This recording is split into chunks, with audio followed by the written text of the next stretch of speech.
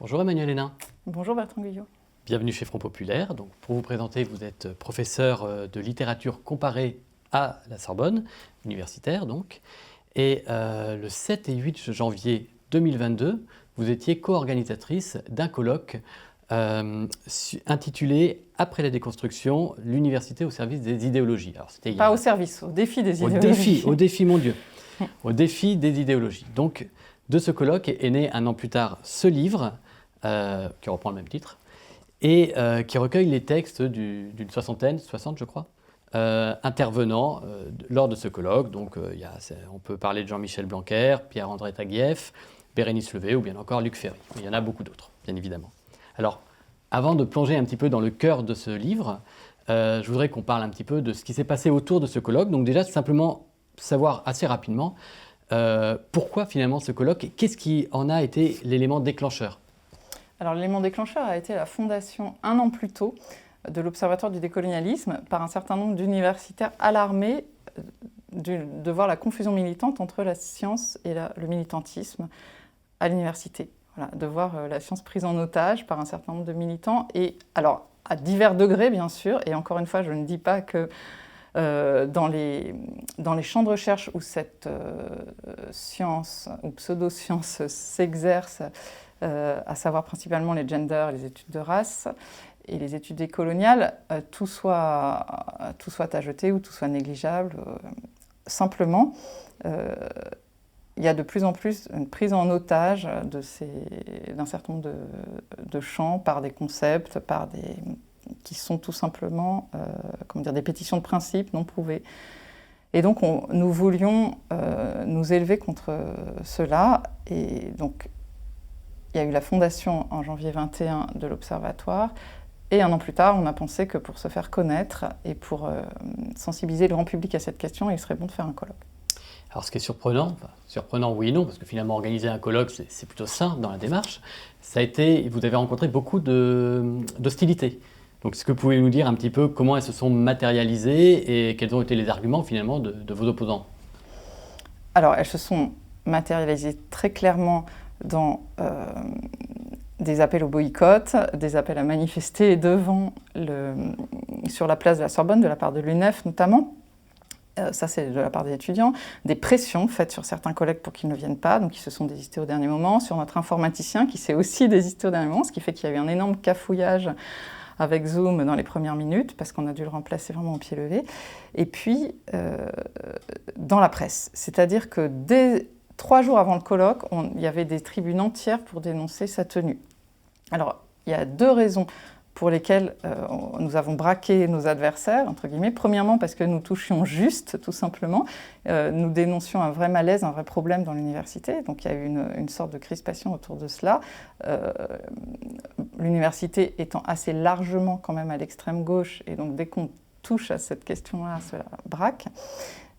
Et la deuxième question étant institutionnelle, puisque le fait que Jean-Michel Blanquer s'invite à faire l'introduction du colloque a été vu comme une sorte d'abus de pouvoir, de désaveu de ses propres troupes, etc. D'ailleurs, il n'était pas prévu au départ, si j'ai bien compris. Non, il s'est invité. C'est vrai qu'il nous a soutenus tout du long parce qu'il est très sensible à la cause de la laïcité, et que c'était quand même tout un volet du colloque, la laïcité. Et donc pour cette raison, il nous a soutenus tout au long de la préparation du colloque, alors que de la part de la ministre de l'Enseignement supérieur, on n'a eu aucun signe de vie. C'est pourquoi nous ne l'avons pas invitée, enfin, elle n'a tout simplement pas répondu, alors que Jean-Michel Blanquer s'est vraiment investi. Et quel retour vous avez eu? Alors il y a eu le colloque, mais quel retour vous avez eu depuis? Est-ce qu'il y a eu, finalement, ça n'a pas fait de vague, ou au contraire, il y a encore de l'hostilité? Alors oui, il y a encore de l'hostilité, mais on a quand même fait avancer les choses, au sens que le mot wokisme, par exemple, ou woke, qui était quand même assez inconnu du grand public au début de l'année 2022, s'est vraiment diffusé, ainsi que les causes que nous portons. Et il y a eu beaucoup de livres dans l'année 2022 sur la question, entre Bérénice Levé, Pierre-André Taguieff, le livre aussi, Le capitalisme woke d'Anne de Guigné. On a l'impression que plusieurs intellectuels ou journalistes se sont emparés de la question, et aujourd'hui, il n'y a presque pas une semaine ou 2 semaines qui passent sans qu'il y ait des articles sur le wokisme, un numéro spécial, une vidéo, quelque chose. et donc l'existence d'un malaise qui apparaît. Alors, je fais tout de suite, parce que vous allez me le demander, je sais, mais pourquoi est-ce que j'emploie le mot wokisme là pour aller vite? Parce que tout simplement, c'est le mot des militants eux-mêmes. Ils disent qu'ils sont woke, éveillés aux discriminations, etc., aux injustices sociales. Et ce n'est pas un mot universitaire. C'est pourquoi nous avons préféré le mot déconstruction. Il n'empêche que dans l'intérieur du livre, le mot woke revient et qu'on nous a beaucoup accusé d'utiliser le mot wokisme. Pour quelle raison? Parce que c'est le mot des Trumpistes, c'est le mot des anti-woke américains. Et donc dans cette guerre culturelle américaine, les Trumpistes sont tout aussi excessifs que les wokistes, entre guillemets. Donc on assiste à une espèce de guerre de tranchées avec une radicalisation extrême des deux côtés. Et nous espérons éviter cette radicalisation. Donc c'est vrai que le fait d'employer le mot woke ou wokisme, tout de suite, ça nous assimile à ces Trumpistes d'extrême droite ou pas, mais enfin ces espèces de vieux schnocks qui ne sont pas du tout universitaires. Nous, on essaye quand même de garder une certaine nuance. Et le fait, personnellement, vous êtes engagé personnellement dans ce combat, donc est-ce que vous avez eu des retours de la part, je sais pas, de vos collègues, de l'institution par rapport à ce sujet? Alors, je n'en avais pas jusqu'à cette semaine, justement. Et alors, puis, je me permets de préciser, vu que vous dites cette semaine, sens, nous sommes le vendredi 21 avril. Voilà. Il y a quelques jours, deux collègues qui sont responsables de l'initiative genre à la Sorbonne ont posté sur leur blog, enfin sur leur site, qui est un site hébergé par la Sorbonne, avec tous les logos de la Sorbonne, un texte diffamatoire à mon encontre, où on me traite de bécasse, de nullité, d'ânesse, de piaf, de débile, enfin de toutes sortes de choses. Bon, un texte qui, de l'avis de tous, est d'une insigne vulgarité et n'élève pas le débat. Et depuis lundi dernier, donc ça fait 5 jours, nous demandons que ce texte soit retiré. Nous avons écrit à toutes les instances de la Sorbonne, à la présidence, au doyen, et nous n'avons aucune réponse. Nous avons vu un médiateur qui s'est fait l'écho de notre demande. Aucune réponse, aucune réaction. Voilà, donc nous en sommes là. Je ne sais pas combien de temps ce texte va rester, mais ça dit bien quelque chose du désaveu de l'institution, finalement. Et donc que tous les coups sont permis. Voilà, puisqu'on peut faire des insultes ad hominem. Je vous rappelle que dans ce livre, comme dans toutes les interviews, et Dieu sait si nous intervenons souvent dans les médias, vous ne trouverez pas un seul mot ad hominem. Vraiment, moi j'essaye de ne citer personne, et d'ailleurs je ne pense à personne. Elle s'est sentie personnellement visée, mais sauf que je visais 200 000 personnes qui font la même chose qu'elle à travers le monde. Donc je n'ai pas utilisé d'insulte ad hominem, ce qui est à mon avis quand même une ligne rouge à franchir quand on veut rester dans un débat, qu'il soit universitaire ou citoyen, à peu près sain. Je vous propose de basculer maintenant dans le contenu du livre et des textes des différents intervenants.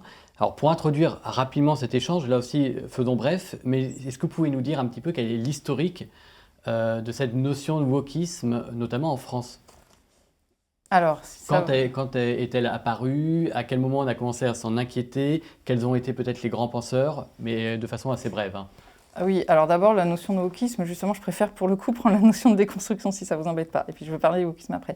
La déconstruction, c'est une notion au départ philosophique qui remonte à Martin Heidegger, 1927, et qui désigne quelque chose de très précis philosophiquement, je ne vais pas revenir dessus, mais elle a été prise au vol en 1967 par Jacques Derrida, qui en a fait l'emblème. Alors d'abord quelque chose d'assez ésotérique et d'assez flou, et lui-même s'amusait à dire « qu'est-ce que la déconstruction ? Rien ».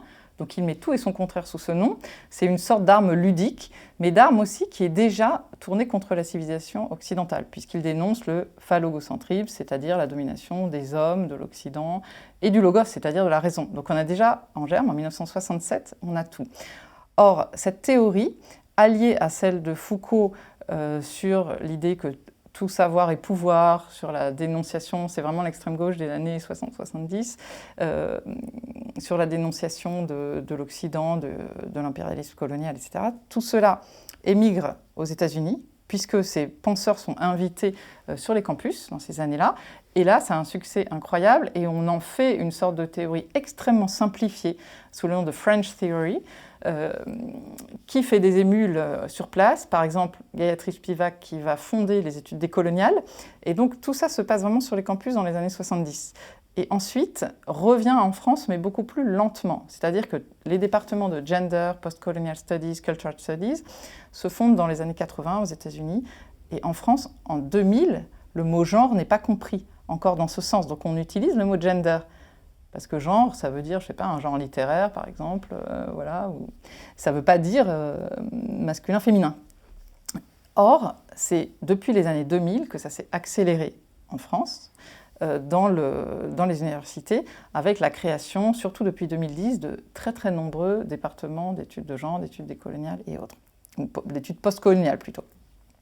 Et puis, ce qu'on peut appeler le wokisme, c'est plutôt un phénomène de société qu'un phénomène universitaire finalement, enfin, comme on l'emploie. Et ça s'est vraiment cristallisé à partir de 2 événements qui sont la mort de George Floyd en 2017 et le mouvement Black Lives Matter, qui est arrivé ensuite en France alors même qu'on n'a pas du tout le même héritage. Et on n'a pas connu la ségrégation, on a aboli l'esclavage bien avant, et puis il n'y a jamais eu d'esclaves sur le sol de la métropole, donc ça n'a vraiment rien à voir. Et on a quand même eu cette cristallisation-là. Donc on s'est mis à voir apparaître toute la panoplie des concepts, racialisme, blanchité, etc. Et puis pour ce qui est ou plutôt c'est 2020, George Floyd, pardon, enfin bon, peu importe. Et à peu près à la même époque, on a eu le mouvement MeToo, avec l'affaire Weinstein, qui a cristallisé ces revendications néo-féministes, c'est-à-dire l'idée d'une guerre des sexes, plus que l'idée de promouvoir l'égalité des sexes ou une sorte de féminisme à la française qu'on avait depuis Simone de Beauvoir et autres. Mais c'est vraiment une manière différente de voir le monde à partir de la clé de la domination. C'est peut-être ce qui unifie toutes ces idéologies le plus simplement, c'est-à-dire considérer tous les rapports sociaux en termes de domination. Des hommes sur les femmes, des blancs sur les noirs. Il n'y a que la catégorie, la classe qui n'intervient quasiment pas. Et donc, ce qui nous paraît, à tout homme de bon sens, il me semble, l'inégalité la plus frappante, qui est l'inégalité de patrimoine, de richesse, de fortune, eh bien, c'est celle qui, justement, n'est jamais envisagée, et pour cause, puisque cette idéologie, elle est née dans des campus où la scolarité coûte 20 000 $ par an. Donc, c'est vraiment le cadet des soucis de ces professeurs, de ces étudiants, que les inégalités sociales. Et par ailleurs, il faut savoir que ça n'améliore absolument pas le sort des défavorisés. Donc, au contraire, presque, puisque ça cristallise des antagonismes, des choses qui n'avaient pas lieu d'être. En France, notamment, on avait quand même une tradition laïque de color blindness, d'indifférence à la couleur de peau.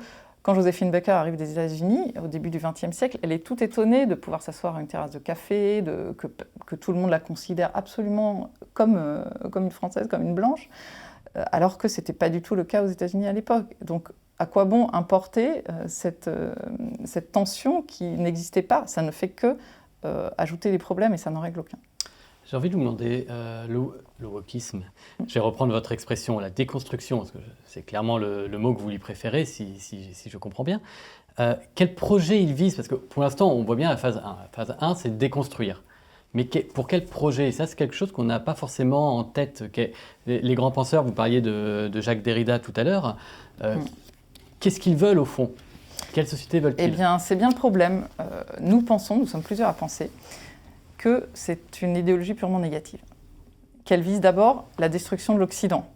Et c'est ce qui explique d'ailleurs qu'elle se ligue avec des idéologies qui pourraient sembler totalement opposées, comme l'islamisme.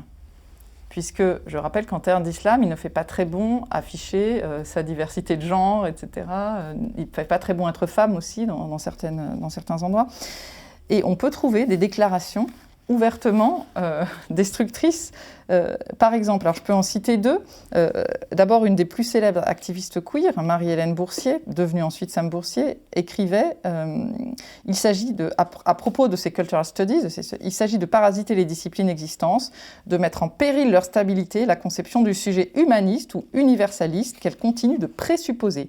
Il s'agit de refuser le pouvoir de la discipline. Voilà. Et donc, c'est une forme de refus. Et il y a aussi un refus de la transmission chez une autre activiste queer. La structure de la famille, c'est transmettre, c'est le patriarcat. Moi, je veux casser ça. Nous avons besoin de l'oubli queer. C'est une stratégie. Oublier de créer une famille, oublier de passer un héritage. Voilà. Et donc, l'idée, c'est de détruire, puisque la grande différence, il me semble, avec les idéologies marxistes, c'est qu'il n'y a pas de lendemain qui chante. On n'en entend jamais parler dans toutes ces théories. Qu'est-ce que ça devient justement? Vous parliez de marxisme, la lutte des classes à l'université, cette notion, est-ce qu'elle est toujours enseignée? Est-ce qu'elle existe? Ou est-ce qu'elle a été remplacée par les gender studies, la notion de genre? Eh bien, il me semble qu'elle existe de moins en moins, justement. Il y a un oubli. Ce dont certains sociologues, comme Gérard Bronner, se sont vraiment étonnés et un peu inquiétés, c'est que cette notion de classe disparaît, elle n'est plus à la mode. Alors que tout juste peut-elle intervenir dans la notion d'intersectionnalité. C'est-à-dire que c'est clair que quand vous êtes à la fois noir, transgenre et puis pauvre, ça n'arrange pas vos affaires. D'accord ? On rajoute ça comme une sorte de pincée, de discrimination de plus. Bon. Mais en réalité, elle n'est plus du tout motrice. En revanche, c'est quand même la matrice marxiste qui est à l'œuvre dans cette idée de la domination et de diviser à tout prix l'univers en deux, les oppresseurs et les opprimés, avec une forme de schématisme, puisqu'il peut arriver, je ne sais pas, qu'un noir soit puissant, et par exemple Barack Obama, on ne peut pas dire qu'il soit discriminé et opprimé. Donc il y a une sorte de simplisme extrême dans ces théories. Un autre aspect dans certains des textes qui m'a interpellé, si je puis m'exprimer ainsi, c'est le parallèle qui est fait entre peut-être l'intention wokiste et l'expansion des régimes autoritaires dans les années 30. Alors, est-ce que c'est pas un peu excessif selon vous, ou est-ce qu'au contraire, on doit vraiment prendre ça comme un signal d'inquiétude?